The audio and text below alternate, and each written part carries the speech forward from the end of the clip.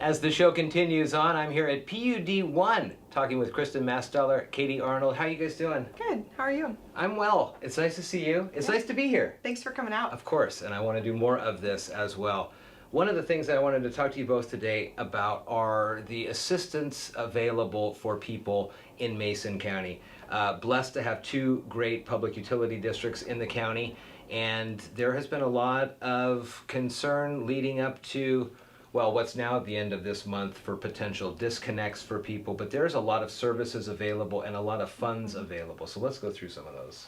Sure. So similar to what our friends over at Mason PUD 3 are offering, since the beginning of the pandemic, we've had long-term payment arrangements. So basically any utility customer who has a payment arrangement in good standing on file with the PUD and keeps in contact with us won't be subject to disconnection when the moratorium is lifted on the September 30th. There's also a ton of federal funds that have come down the pike and filtered through Mason County and gone to the other nonprofit agencies. So you have the Community Action Council that has, so Mason PUD 1 has our own internal assistance program called the Canal Comfort Fund, so they administer that for us. They also have LIHEAP funds, which are specific to power, and then Katie's been working with them on the water. What is that one called? So it's same kind of acronym. LIHEAP is for water, or for electric, and then LIWAP is for water. They need to they need to workshop that name. Yeah. There could be some better acronyms Yeah. perhaps, but the assistance is there for folks. Are there, a lot of times when people are looking at these, they are concerned that they may not be at those thresholds, but those have really changed for folks. They have. So they've, I don't know the exact, I feel like it's 200% of the federal poverty level, but you would want to check with CAC to be sure.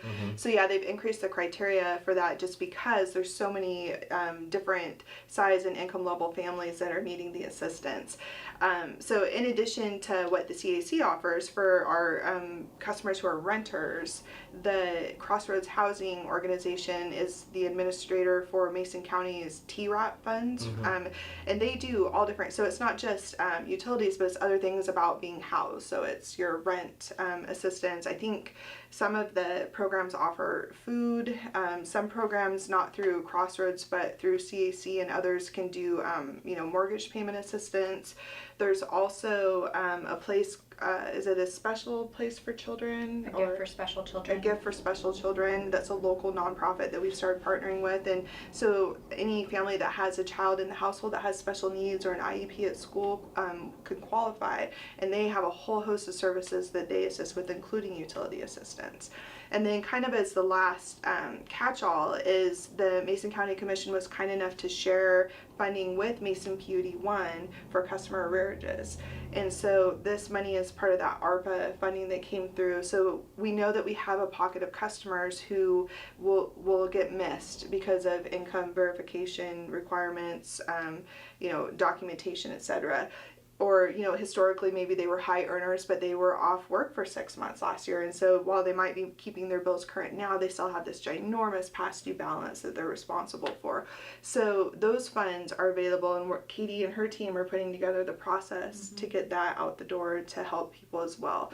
The goal is to have 0 disconnections on October 1st. And realistically, there's no reason why any customer should be disconnected, because between the federal and local utility assistance programs and the deals that all the utilities are making with payment arrangements, there's no reason why anybody should face disconnection. At the start of this, you mentioned like a letter or something that you that people should have sent to you to let them know that this was part of the deal. Is that right? So I don't remember what you said exactly, but just a way for them to verify with you that you're either not making the payments now because of situations. And then when we get down to these possible disconnects, they're they said, hey, we've talked, we're okay. Sure. That's how that works? What about people who have not done that? So I'll let Katie talk a little bit about what she and her team are doing as outreach for that.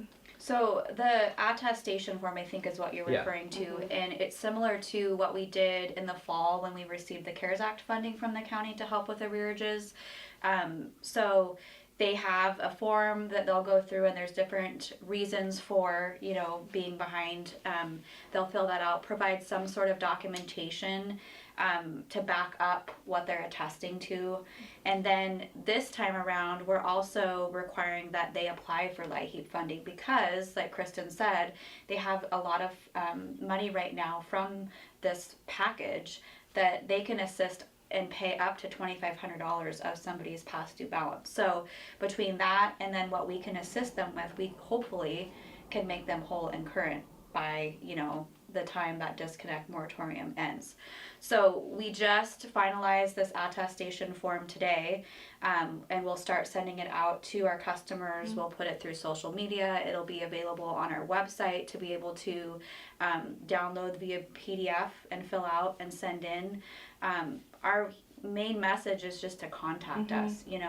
We have so much available to be able to help them, but if they don't get a hold of us and let us know, there's only so much we can do. After a certain amount of time, will a customer open up a bill and see an amount due that shows all the past months as well, like an overall balance? They can request those. Okay. Yeah, so I think they get an overall balance as far as what is due, and then a lot of them will have payment arrangements on top of that. So maybe your bill, Jeff, is $150 this month for your usage, but you have a payment arrangement with Cheyenne to make an extra $50 a month. Okay. And that's a deal that you and she have on the side that's noted on your account. It's not reflected in your bill. Okay. So yeah, and then if people need copies of those, which a lot of times they do, to apply for these assistance programs, it's a simple phone call and we can print, fax, or email those over for them. I would say kind of my message to all Mason County residents is, regardless if it's telephone or internet or power or water, between us and Mason PUD 3 and Hood Canal Communications and iFIBER, we all are trying to find ways to keep people connected. That's the goal. We're service providers. We don't want to be in the business of disconnection. So reach out to your utility, whichever it is, and see what programs are available to you and ask for assistance. Katie Arnold and Kristin Masteller here at PUD number 1, and thanks for explaining this to me. Yeah, thanks for coming out today. Yeah.